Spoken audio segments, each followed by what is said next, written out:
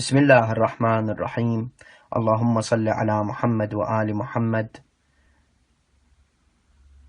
وعجل فرجهم والعن أعداءهم. This is the book of Muhammad Baqir Al-Sadir. The book is called Fadak fi Tarikh, Fadak in history. This copy was printed in 1980. A very difficult copy to get my hands on it, but I got it in Mashhad second hand. If we go to page 37, at the end of the page, I'll read it in English for the non-speaking brothers, non-Arab speaking brothers. He states, "It is true that Islam at the time of the two caliphs, Abu Bakr and Umar, did dominate.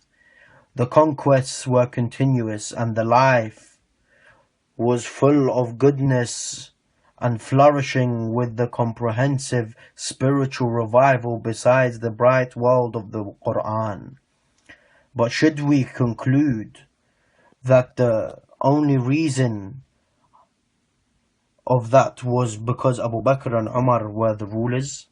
So he's saying, basically what he's trying to say is, and I will explain, he's saying that it is true that Islam in the time of Abu Bakr and Umar, they dominated much and the conquests were continuous and life was full of goodness, and that the revival besides the Quran, the comprehensive spiritual revival besides the bright world of the Quran.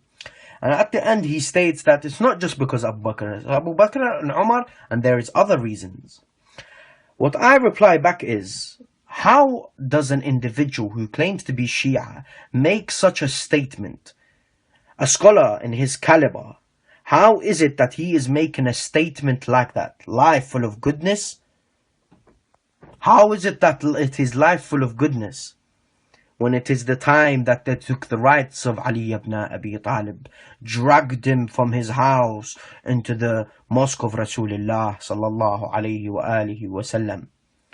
How is it full of goodness when Fatima al-Zahra was killed, Al-Muhassin alayhi salam was killed? How is it full of goodness when there was innocent children, women, men and older men being killed just because they didn't accept the caliphate of Abu Bakr and Umar? So how is it full of goodness? And even if we go to also page 46, what does he state here on the top? Al-Zahra fashalat. He says it was certain that Fatima failed after she had made the caliph cry and say, "Depose me and break my homage." But the noble woman, Al-Sayyida, he says, just like who? Hassan Nasrallah in Lebanon. And the noble woman, Aisha, failed and wished if she had not gone to the war and to break the obedience. So when he says the name of Az-Zahra alayhi salam, he just mentions Az-Zahra. And I will go to the page behind just for anyone to say that maybe he said something before but I'm hiding it. He hasn't said anything like that. So as you can see, he just says Az-Zahra. But when he mentions Aisha, what does he say? He says As-Sayyida. He gives her praise. He gives her status. She is no Sayyida. How can she be a Sayyida when she killed the Sayyid, the head, the nobleman of Islam, Rasulullah sallallahu alayhi wa alihi wasallam? Does he stop there? Does Muhammad Baqir Al-Sadir stop there? No. If we go to other pages in his book, let me just find it for you.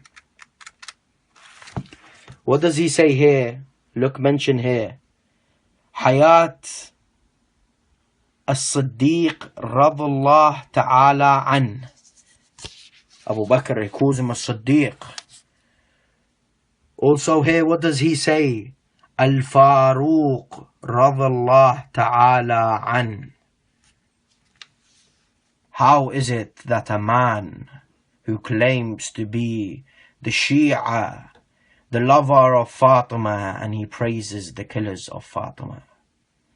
My brothers and sisters, think. And if you have any questions, inshallah ta'ala, please leave them in the comments section. Assalamu alaikum wa rahmatullahi wa barakatuh.